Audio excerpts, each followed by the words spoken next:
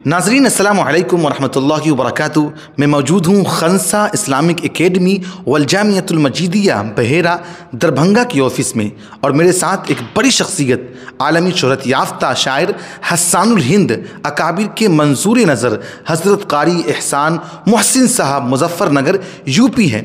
قاری صاحب، سب سے پہلے آپ کا فکر و نظر ٹی وی پر بہت استقبال ہے۔ جزاک اللہ، آپ لوگوں نے موقع دیا اس کے لیے شکریہ۔ قاری صاحب، جو آپ کا نعت پڑھنے کا مشغلہ ہے، تو یہ جذبہ، یہ شوق، یہ کب پیدا ہوا، کیسے پیدا ہوا؟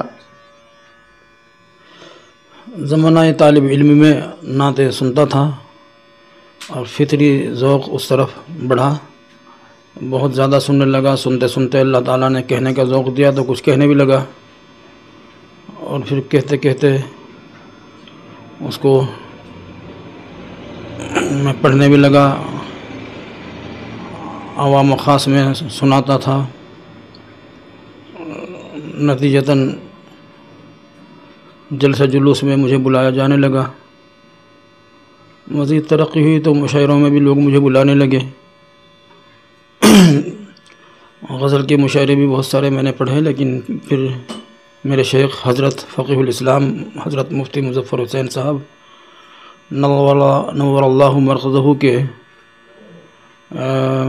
مشورے پر میں نے یہ غزل کے مشاعرے تو ترک کر دیے، لیکن نعت پاک کی طرف میرا ذوق جاری رہا، اور الحمدللہ اس میں مجھے ایسی پذیرائی اور قبولیت ملی کہ بڑھتا ہی گیا، یہاں تک بڑھتا گیا کہ اللہ جل شانہ نے مجھے بہت سارے ملکوں میں جانے کا موقع بھی۔ کتنے ممالک کا سفر آپ کر چکے ہوں گے اب تک؟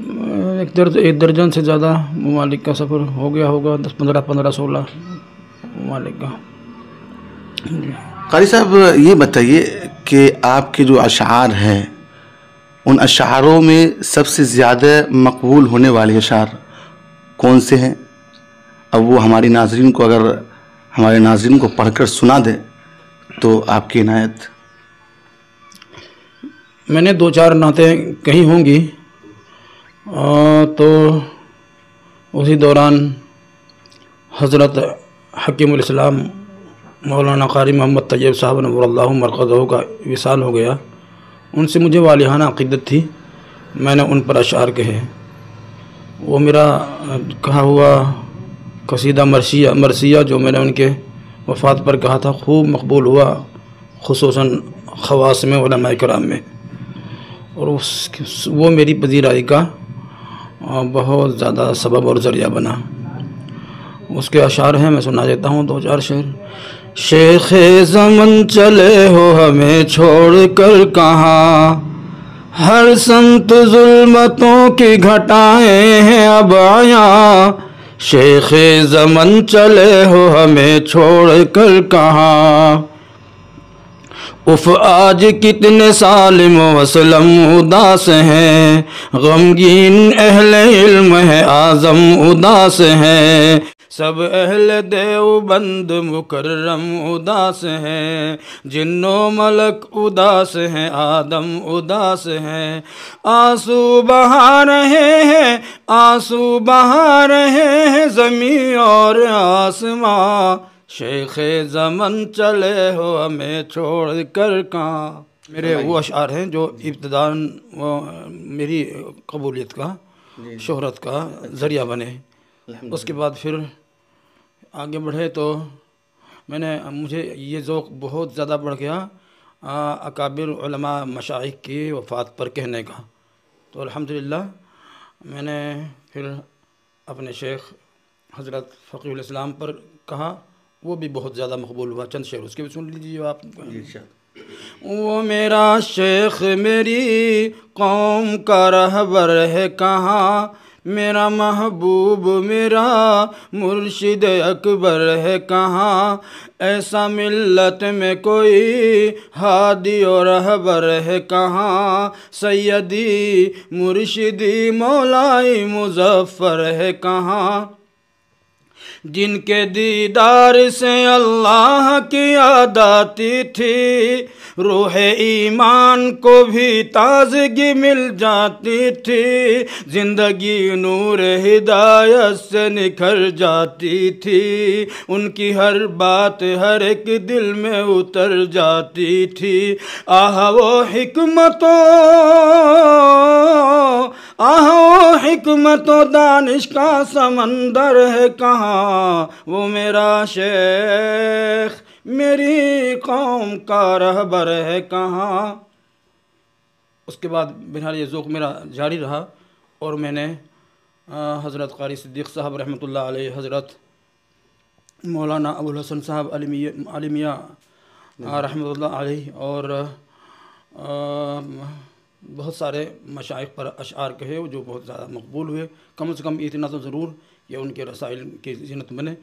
اس کے بعد پھر میری ایک بہت معروف نظم ہے جو میں نے ملک پر کہی تھی، وہ حضرت مولانا فدائے ملت حضرت مولانا سید اسد صاحب مدنی قدس سر العزیز کے حکم پر میں نے کہی تھی۔ اللہ نے اسے بھی بہت مقبولیت عطا فرمائی، چند شعر اس کے بھی سنا دیتا ہوں۔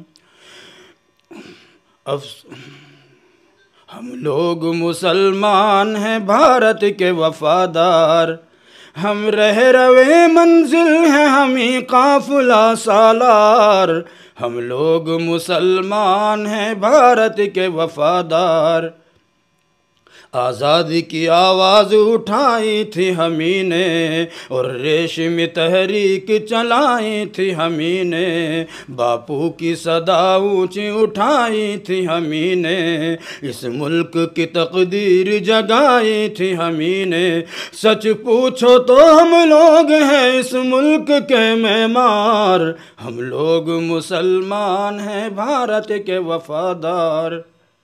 اور پھر آخر میں میری ایک نعت پاک، وہ میرا نبی ہے، وہ مشہور زمانہ ہے، سب جانتے ہیں، وہ میری الہام نعت پاک ہے۔ آپ نے رات بھی سنی، میں سمجھتا ہوں اس کا سنا دینا کوئی زیادہ ضروری نہیں ہے، اس وقت جو ہے لمبا وقت ہو جائے گا۔ ایک آخری سوال لے لیتے ہیں۔ ظاہر ہے جس میدان میں آپ ہیں اس میدان میں آنے کی کوشش تمام لوگ کرتے ہیں، نوجوان نسل لکھنے کی کوشش کرتے ہیں، پڑھنے کی کوشش کرتے ہیں نعت نبی، تو پہلے اور اب اس کو آپ کیسے دیکھتے ہیں، اور نئی نسل کو آپ کیا پیغام دیں گے، وہ کس طرح نعت پڑھے اور لکھیں؟